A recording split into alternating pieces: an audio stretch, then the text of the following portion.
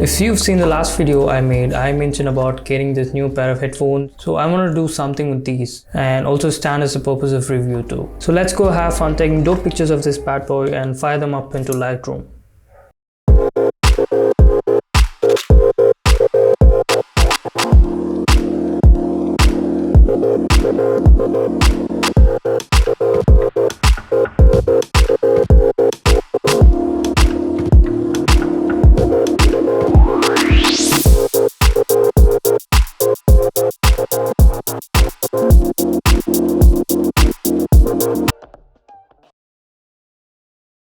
So Lightroom is a piece of software that enables you to edit the basic elements of the picture, whereas an advanced version of this or an extension of this would be Photoshop. So let's open Lightroom and see what we're given with. So when you open Lightroom, the first tab that you'll see is your library. This is where your recent edits and all the pictures that you've imported will be visible. So quick tip here, double click on the images and use the shortcuts P and X to select and deselect your images that you want to edit. You can either choose your white balance by choosing the picker icon and choosing the brightest point, or choose the auto feature that is available.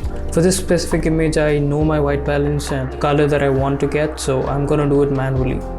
And you can do the other adjustments as per your wish. An important tip when it comes to vibrance and saturation, I usually would recommend you to reduce the saturation and increase the vibrance, as vibrance increases the intensity of the colors of the midtones, whereas saturation increases the intensity of the entire image. The next important panel is the tone curve. Usually it appears in this way, but I usually go with the plain curve and make my own personal points, ranging from highlights to midtones to shadows. And then we go to the HSL/color panel, where you can change the hue, saturation and the luminance of a color. I usually use this for skin tones. Since we don't have much colors here, I'm just going to play with the reds and move on to the next panel. The next panel is split toning. If you do not know about split toning, it's just like the curves, but it adds the colors that you choose to the highlights and the shadows of the image. The next panel deals with sharpening and the grains of the image. As I zoom in, you can see there are minute grains in the image, which is not noticeable, but if you do not want any grains, you can go and increase the luminance. Again, a piece of advice, do not use it too much, as it will look butter smooth and would look very fake. Use it like a tinge of salt, if that makes sense. Moving on to the next panel of lens correction. This is helpful if you have a vintage lens and it has this weird vignette towards the edges or gets distorted towards the edges. You can correct it in this panel by checking on the remove chromatic aberration tab.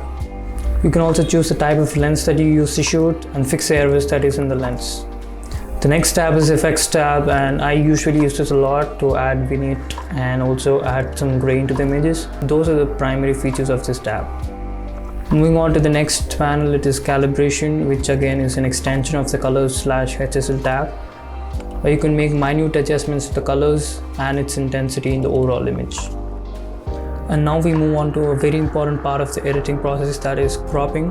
So if you're a person who edits primarily for Instagram, you want to make sure that you crop in the right ratio, 4:5/8:10 ratio, and that's the maximum space that you can use in an Instagram post. So you can use X to toggle between portrait/landscape aspect ratio and choose what you prefer.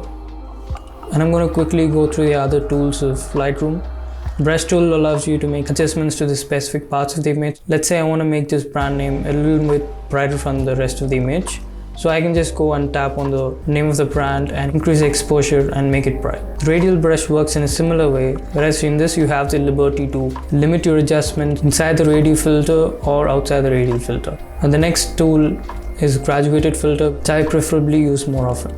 I use this to give it a sunset or bright effect. In this image, I want to give it like a lens flare kind of effect by adding more exposure over the areas of the graduated filter.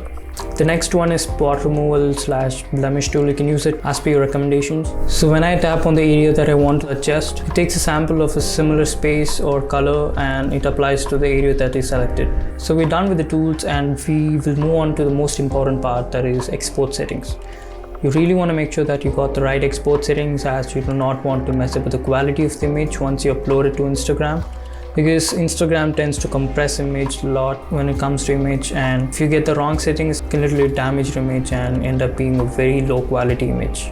So these are my personal settings that I've done some research on. So this fits my personal need and I'm really satisfied with the output that it gives. Do your research before following the settings, or free feel to just copy my settings and paste in your export settings.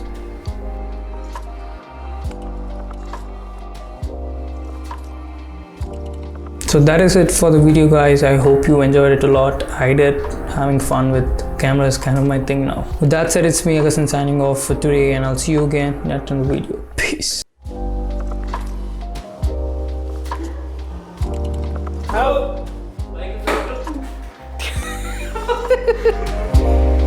That was amazing.